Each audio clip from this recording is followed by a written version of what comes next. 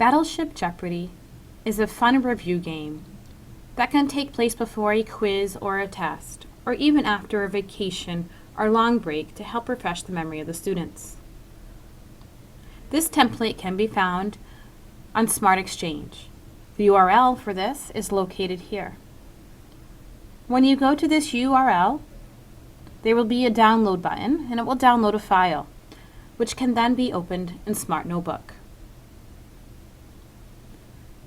This screencast is going to show you how to set up the game and how to play the game. If we go to page 2, there are instructions here on how to play the game. It actually brings you to the last page of the template, which is where the instructions are located. These are step-by-step instructions on how to set up, how to play, and how to win the game. If you go back, you will go back to the main page of the game, which is where our battleground takes place.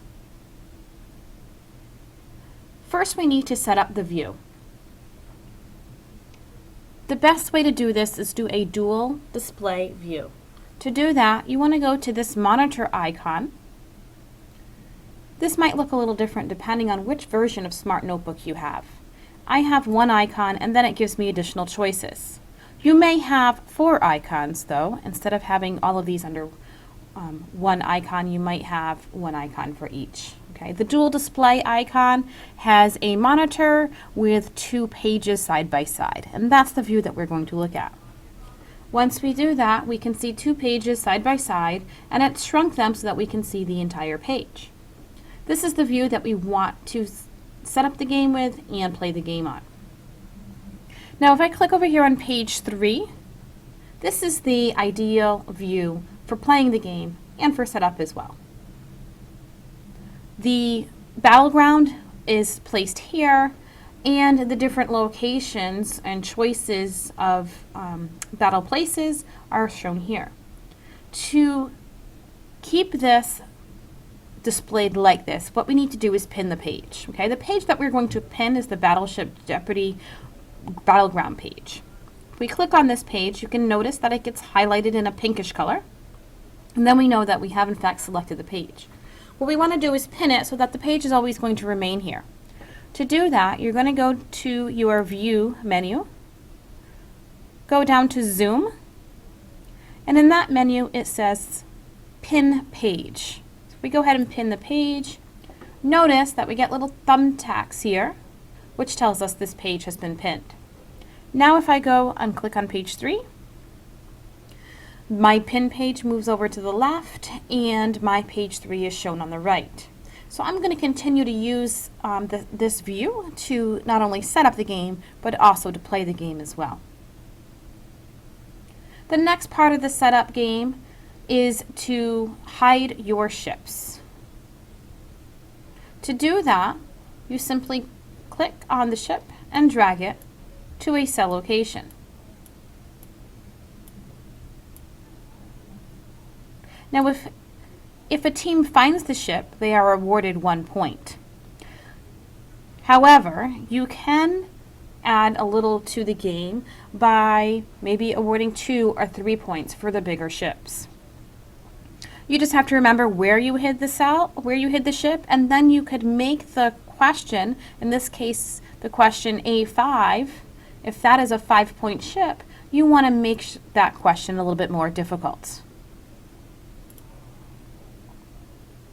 Or you can keep them all 1 point and have no difficulty levels in the questions.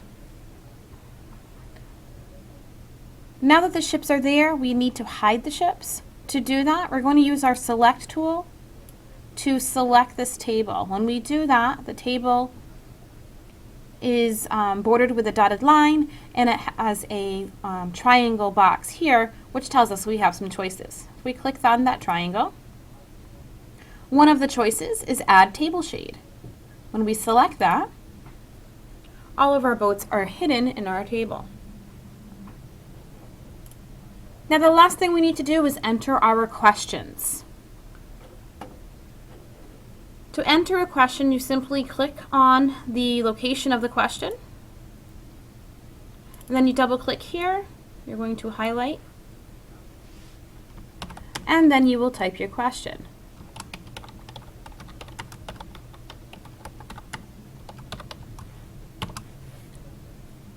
Once we're finished typing our question, we're just going to click off of the box and then click our back button, and we go back to our choice board. And we're going to continue and make sure we enter a question in each one of our cells.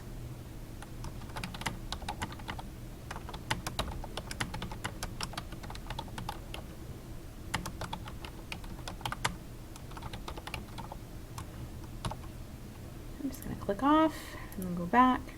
And I'm going to continue doing this until I have a question in each one of these cell slides.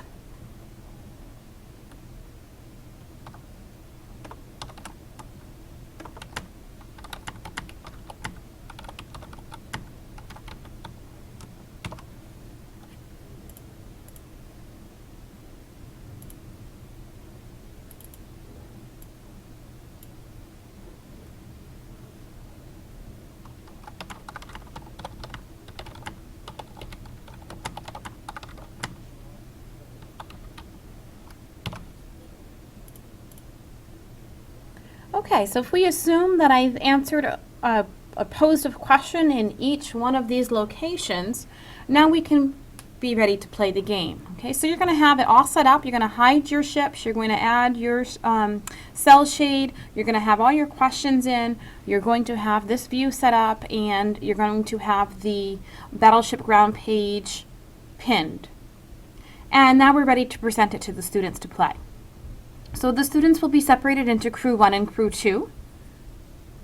And each team, when it's their turn, will select a battleground location, and we will click on the location that they choose. For example, if it's crew 1 takes their turn and they select B1, we're going to go ahead and select B1, and it will take them right to the question.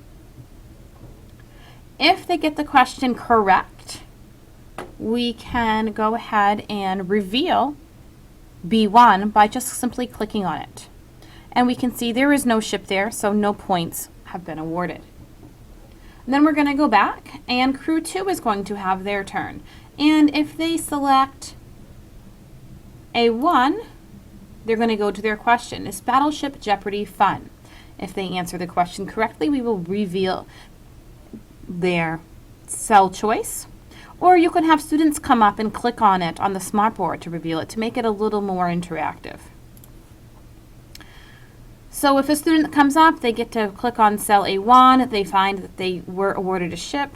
So all they simply do is click and drag the ship to their team score. And at the end of the game, whoever has the most ships wins the game. Okay, so we're going to go back. Now let's say they answer another question. Team crew 1 goes, they select C1. Is this a good review game? They answer the question incorrectly. In that case, we're not going to allow them to reveal the cell. It's going to stay hidden. And we're going to go back. Now the next crew, which in this case would be crew 2, they would have the opportunity to reselect that C1 and give the answer. Because now if they were paying attention, they got the question without even having to select the C1. So now they kind of have a little advantage because they know the question in advance before they select it. So they could say, okay, C1, they know they get the answer correct. Now they get to reveal the C1 cell. And the game continues in this manner until all of the ships have been found. The team with the most ships in the end of the game wins.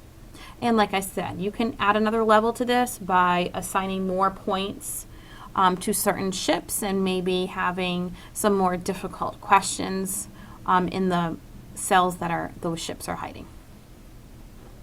And we can go back, and you are ready to play.